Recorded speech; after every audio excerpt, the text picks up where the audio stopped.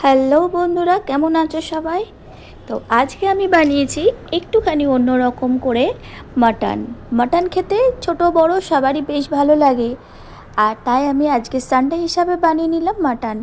আর মাটনটা আমি ভালো করে ধুয়ে নুন, হলুদ, পেঁয়াজ বাটা, আদা বাটা, রসুন বাটা, লঙ্কা গুঁড়ো আর কিছু সামান্য কুচি করা পেঁয়াজ, তার সাথে সর্ষের তেল অবশ্যই দিয়ে ভালো করে ম্যারিনেট করে আমি মিনিমাম আধা ঘন্টার মতন রেখে দিয়েছিলাম। আর তারপরে কড়াইতে বেশ খানিকটা সর্ষের তেল দিয়ে দিলাম 2 থেকে 3টে শুকনো লঙ্কা, আর তার সাথে তেজপাতা আর কেটে রাখা আলুগুলোকে কিন্তু একটু লাল লাল করে অবশ্যই ভেজে নিতে হবে, তা না হলে মাংসের ঝোলে কিন্তু টেস্ট আসে না। আর তার সাথে ওপরে দিয়ে দিলাম খুব সামান্য পরিমাণে নুন, যেন আলুগুলো ভালো মতন নুন ঢোকে। আর আলু ভাজা হয়ে গেলে দিয়ে দিলাম আগে থেকে ম্যারিনেট করে রাখা মাটনটা, অর্থাৎ খাসির মাংস। ভালো করে নেড়ে চেড়ে কষিয়ে নিলাম কড়াইতে। প্রায় আধা ঘন্টার মতন আমি কষিয়েছি, ওই কড়াইতেই অনেকটাই সেদ্ধ হয়ে গেছে মাংস। আর এরপরে আমি দিয়ে দিয়েছিলাম কেটে রাখা অনেকটা টমেটো, প্রায় 2টো টমেটো আমি এখানে দিয়েছি। আর কিছু গোটা রসুন আমি এর সাথে দিয়েছিলাম। আমার গোটা রসুন খেতে মাংসের সাথে বেশ ভালো লাগে।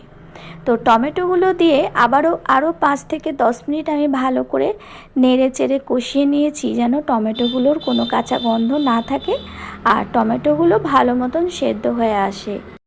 দেখতেই পাচ্ছ কি সুন্দর তেল ছেড়ে এসেছে, অর্থাৎ আমার সমস্ত মশলা কষে গেছে। আর আমি এবারে দিয়ে দিলাম প্রেশার কুকারে দিয়ে মশলা ধোয়া জল আর কড়াই ধোয়া জল দিয়ে মিনিমাম আমি 2 থেকে 3টে সিটি দিয়ে নিয়েছি।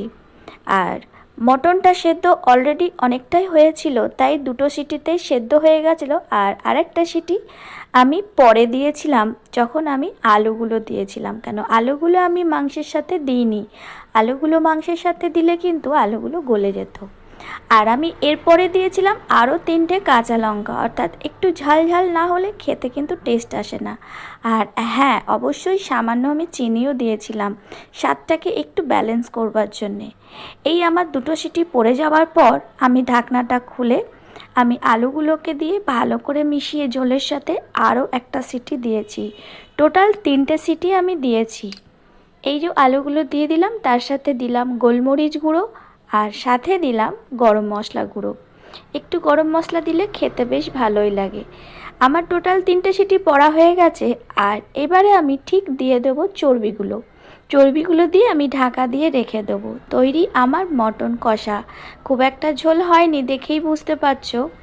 আর এইভাবে তোমরা কে কে রান্না করেছো আমাকে কমেন্টে জানাবে। আর আমার রান্না ভালো লাগলে কমেন্টে কিন্তু অবশ্যই জানাবে। আমার মাটন রান্না করা রেডি। তো সবাই ভালো থেকো, আর আমার ভিডিওতে কিন্তু লাইক শেয়ার কমেন্ট করতে একদম ভুলবে না। টাটা।